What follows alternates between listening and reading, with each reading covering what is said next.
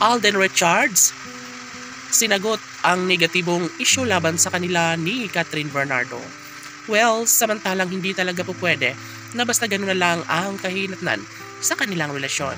Una sa lahat, love na love nila ang isa't isa ni Alden Richards, and of course, kahit hindi man nabigyang katuparan ng isa sa pangarap ni Alden Richards ay napupuna naman ito ni Catherine Bernardo na sa kanya ay tunay na nagbibigay saya at kaligayahan sa buong pagkatao ng gwapong aktor na si Alden Richards.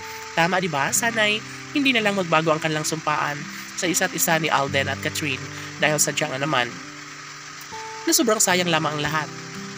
Ayaw din naman ng taong bayan na basta na lang mawasak ng tuluyan ang kanilang relasyon dahil kayang-kaya rin naman umano na patunayan ni Alden at Catherine kung gaano nila kamahal ang isa't isa.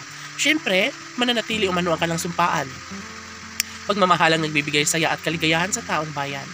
Wala nang iba pang nanaisin pa si Catherine Bernardo, lalo na't ang kanyang hinaing ay para lamang sa kanyang nakaraan. Of course, naniniwala si Alden Richards nakakayanin din ang lahat ni Alden at Catherine na mapagtagumpayan din ang kung anuman ang nakapagbibigay sa kanya ng kaligayahan.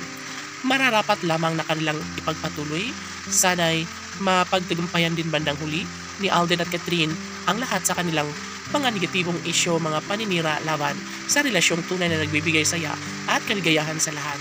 Si Catherine Bernardo ang nagsasabing hindi niya kailangan pang kawalan o kalimutan dahil darating talaga ang tamang pagkakataon na magkaroon din ng mga pagbabago, lalong-lalo na sa lahat ng mga pag-aakalang hindi umano magbabago ang pag-iibigang tunay at tunay na kaugalian ni Joshua Garcia at ng pretty girl na si Catherine Bernardo at Alden Richards. Siyempre, mananatili umano ang kanilang sumpaan at ito lamang ang nagbibigay saya at kaligayahan sa lahat.